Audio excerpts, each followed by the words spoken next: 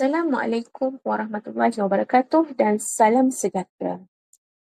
Aidiladha bukan sekadar perayaan, tetapi lambang pengorbanan dan keikhlasan kepada Allah Subhanahu wa Ta'ala. Ibadah korban iaitu menyembelih haiwan ternakan adalah warisan Nabi Ibrahim alaihissalam yang terus hidup hingga ke hari ini. Antara kelebihannya ialah apabila kita melakukan ibadah korban, kita dapat mendekatkan diri kepada Allah.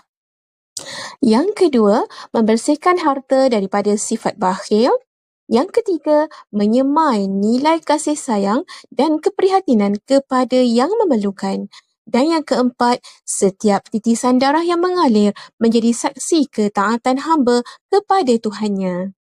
Oleh itu, marilah sama-sama kita jadikan ibadah korban sebagai simbol pengorbanan dan syukur kita.